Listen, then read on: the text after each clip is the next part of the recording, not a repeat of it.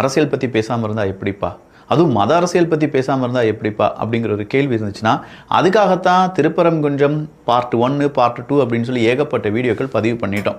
இங்கே பாஜக மட்டும் மத அரசியல் செய்யலப்பா, அப்படியே அவங்க செஞ்சிருந்தாலுமே அவங்க இருக்கக்கூடிய அந்த மதத்துக்கு சார்பான ஒரு அரசியலை செய்வதை விட இன்னொரு பக்கம் நாங்கள் எல்லா மதத்துக்கும் சமமானவங்க அப்படின்னு சொல்கிற திமுக ஒரு மதத்துக்கு எதிராக மட்டும் செய்யக்கூடிய அரசியல் வேற மாதிரி இருக்கு.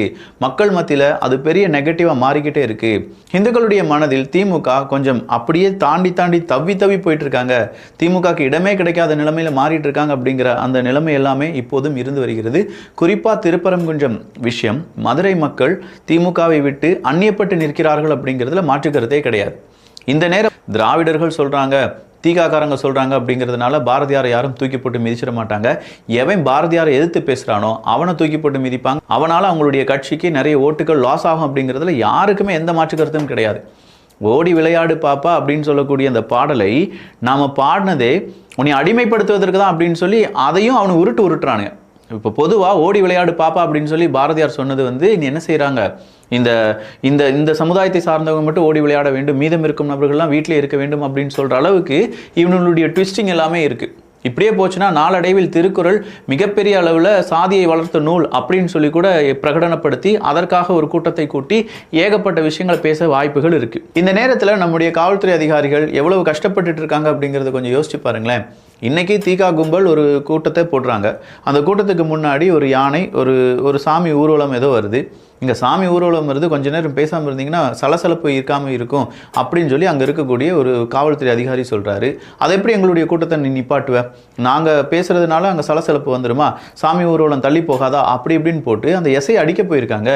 அந்த வீடியோ இப்போ ரொம்ப பெரிய அளவில் வைரல். இதுதான் என்னன்னு சொல்லுவாங்கன்னா மத வெறி அப்படின்னு சொல்லுவாங்க. என்ன மத வெறி அப்படின்னா, இந்து மதம் அப்படிங்கிறது இருக்கக்கூடாது, அதற்கு எதிராக நாங்கள் அப்படின்னு சொல்கிற அளவுக்கு இந்த திமுக காரங்க இருக்காங்க அப்படிங்கிறது தான் இங்கே எகெயின் அண்ட் எகெயின் ரெஜிஸ்டர் ஆகிட்டே இருக்குது. ஐயா ஸ்டாலின் அவர்களே, ஐயா உதயநிதி ஸ்டாலின் அவர்களே, நீங்கள் தெரிந்து கொள்ள வேண்டியது என்னென்னா, நீங்கள் கஷ்டப்பட்டு இது ஹிந்துக்களுடைய கட்சி தான், 90% ஹிந்துக்கள் எங்கள் கட்சியில் இருக்காங்க அப்படின்னு சொல்லி ஹிந்துக்களை எவ்வளோ தான் பிரெயின் வாஷ் பண்ணாலும் உங்கள் கூட்டத்தில் இருக்கக்கூடிய அல்லக்கை 200 ரூபா ஊப்பிக்கள் இவங்களாம் என்ன செய்கிறாங்கன்னா, உங்களுக்கு வர வேண்டிய ஓட்டையும் தடுத்து அதை எப்படியாவது உங்களை 2026 கவுத்துடணும் அப்படின்னு சொல்லி திட்டம் போட்டு வேலை செஞ்சுட்டு இருக்காங்களோ அப்படிங்கிற ஒரு பயம் இருக்கிறது.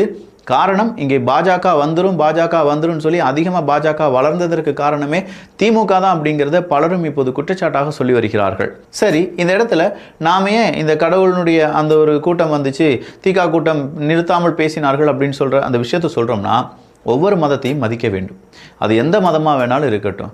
பொதுவாக நம்ம முஸ்லீம்களுடைய அந்த வாங்கு அப்படின்னு சொல்லி வரும்போது அங்கே யார் பேசினாலும் வாங்க முடிகிற வரைக்கும் நம்ம அமைதியாக இருப்போம். அது எவ்வளோ பெரிய முக்கியமான விஷயமா இருந்தாலும் சரி, காரணம் இருக்குது, அந்த மதத்துக்கான ஒரு நம்பிக்கை. அந்த நம்பிக்கையில் நாம் தலையிடக்கூடாது அப்படிங்கிறது தான். இதே மாதிரி ஒவ்வொரு மதத்தையும் மதித்து நடந்தாலே இங்கே எந்த பிரச்சனையும் இருக்காது, யாருக்கு இடையில எந்த விதமான ஏற்றத்தாழ்வும் இருக்காது. ஆனால் உங்களே மாதிரியான சில நபர்கள் ஏற்றத்தாழ்வுடன் இந்த மதத்தை மட்டும் பார்க்கணும், அந்த மதத்தை பார்க்கக்கூடாது அப்படி இப்படின்னு சொல்லி இங்கே ஏற்றத்தாழ்வையும் மத மோதல்களையும் உருவாக்குவதற்காக ஏகப்பட்ட கூட்டங்களை கூட்டிக் கொண்டிருக்கிறார்கள். தமிழக மக்களே கொஞ்சம் உஷாரா இருந்துக்கோங்க அப்படிங்கிறது தான் நம்முடைய கருத்து. கரூர் சம்பவத்துக்கு பிறகு முதலாக விஜய் அவர்களுக்கு கூப்பிட்டது யார் அப்படின்னு பார்த்தா ராகுல் அவர்கள் தான் அப்படின்னு சொல்ற ஒரு அப்டேட்டை இன்னைக்கு ஆதவ அர்ஜுனா அவர்கள் கொடுத்திருக்கிறார்கள். அது இல்லாமல் விஜய் அவர்கள் ஒரு ஸ்டேட்மெண்ட்டை கொடுத்துருக்காரு. இல்லை, கரூர் இன்சிடென்ட்டுக்கு பிறகு நம்மை தனிமைப்படுத்தலாம் அப்படின்னு சொல்லி ஏகப்பட்ட இடத்துல சூட்சமங்கள் செய்து சூழ்ச்சிகளை செய்த சில கட்சிகள் இப்போது தடுமாறிட்டு இருக்காங்க. ஐயோ, விஜய் அவர்களுக்கு இவ்வளவு ஆதரவா அப்படின்னு சொல்லி அவங்களுடைய மூளை எல்லாமே மழுங்கி விட்டது. அதனால் பழைய அடிமை புதிய அடிமை அப்படிங்கிற வார்த்தையெல்லாம் ஈவன் நம்முடைய முதலமைச்சரே பேசுகிறாரு. அப்படி பார்த்தா இந்த தடவை ராஜா அவர்களுடன் கூட்டணி வைத்து திமுக பாஜகவுடன் இணைந்து இங்கே தமிழ்நாட்டில் ஒரு ஆட்சி அமைக்க வேண்டும், இங்கே நீங்கள் என்ன செய்யணும், இந்த தாமரை மலர வைக்க வேண்டும் அப்படின்னு சொல்லி திமுக காரங்களாம் ஓட்டு கேட்டாங்களே, உண்மையிலேயே பழைய அடிமை யார் அப்படின்னு பார்த்தீங்கன்னா இதே திமுக தான் அப்படின்னு சொல்லி காட்டமாக, ரொம்ப பெருங்காட்டமாக விஜய் அவர்களுடைய அறிக்கை ஒன்று இருந்தது. அந்த அறிக்கையை வாசித்து பார்க்குற எல்லாருமே என்னப்பா இப்படி திமுகவை போட்டு கிழின்னு கிழிச்சிட்டாரே இந்த மனுஷன், இதுக்கு மேலே திமுக இவர்கிட்ட வம்பு வச்சுக்கிடுவாங்களா அப்படிங்கிற லெவலில் நிறைய பேர் பேசிகிட்டு இருக்காங்க. பட் இனிமே தானே கேம் ஸ்டார்ட் ஆக போகுது அப்படின்னு சொல்லி இதற்கான விமர்சனத்தை வைக்கக்கூடிய நபர்களும் வைத்து கொண்டிருக்கிறார்கள்.